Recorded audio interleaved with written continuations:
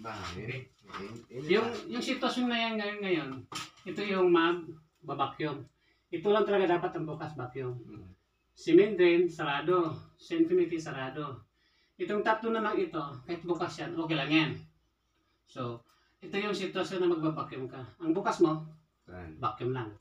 Ito sarado, ito sarado. Kasi ganito yan, no? Hinigop ni Pam, mag-isa lang sa vacuum. Pag higop ni Pam, ipasok niya sa filter. Pagpasok sa filter, ilabas naman yung filter. Ilalabas niya sa dito, dadaan ng chlorinator. Hanggang dito sa ano na, return. Return 2, return 1, and spaghetti. So, yung tatlong yan is kailangan talagang bukas palagi pag nagpapandak ng makina. Yun yung pang-vacuum lang. Walang problema kung ito walang pati-pati, okay lang yan. So, kunwari, for example, mag-ano tayo? Kasi tapos ka na ng-vacuum. So, ang gagawin mo ay back to normal na. Back to normal, continuous pa rin yung filtration. Ang gagawin mo, para maka-filtration ka, patayin mo muna makina. Pag patayin mo ng makina, saka mo ito ikutin. So, buksan mo na naman infinity. Buksan mo main drain. Ipatay mo na naman itong vacuum. So, salita na talaga silang tatlo. Pagka, tapos na pagkatapos ka na nag-vacuum, yun yung sitwasyon ng valve ngayon. Okay. So, dito, wala ka nang gagawin masyado kasi isi-sit up natin yan na nakaganyan na lang. Para dumaan siya ng chlorinator. Yun, papunta ng return. So, ayan, filtration na. Okay.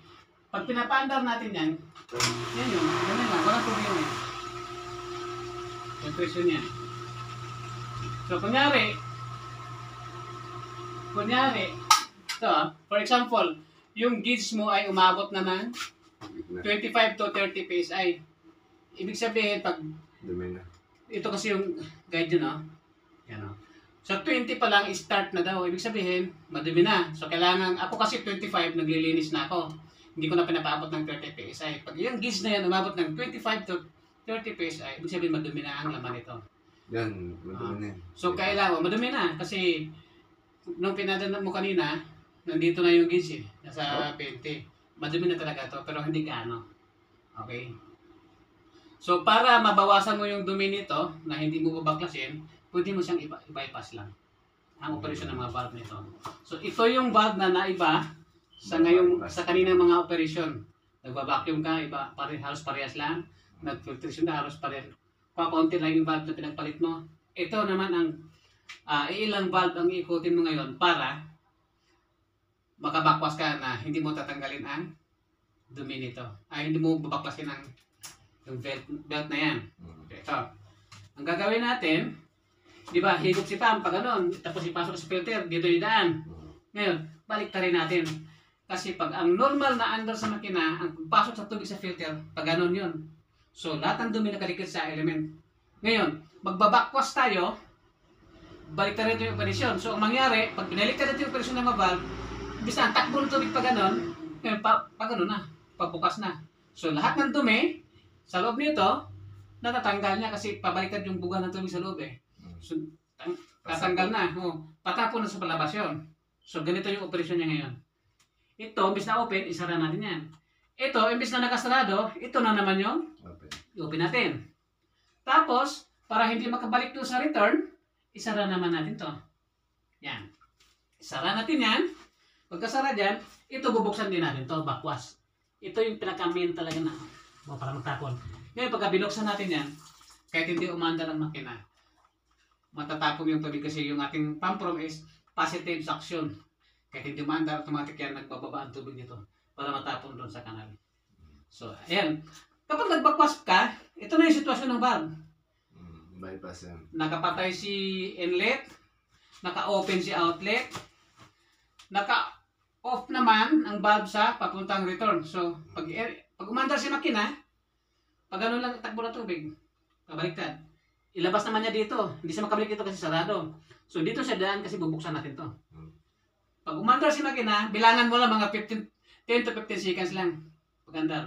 1, 2, 3, 4, 5, 6, 7, 8, 9, 10, 15. Ganun. Pag 15 ha, patayin mo ulit ang pump. Tapos i-release mo ito. I-release mo.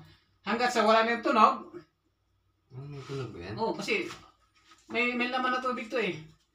Ngayon, ang gagawin mo, bago mo i-release ito, patayin mo na rin to para lahat walang bumabalik. Katulad yan, i-release ko ang tubig ha. Yan. I-release ko yung tubig na yan. Tutunog yan, no?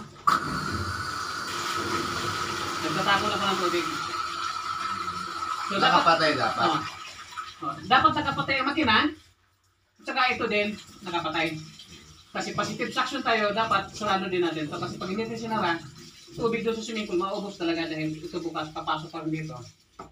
Lalabas yan. Okay. So, ang gagawin natin, pagka patay mo na lahat ito, tatlo, ganun mo na.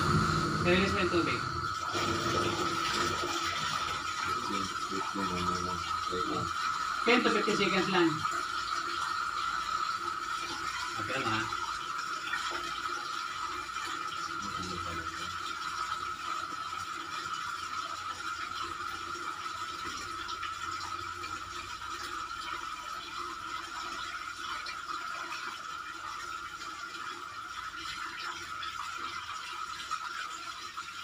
Okay.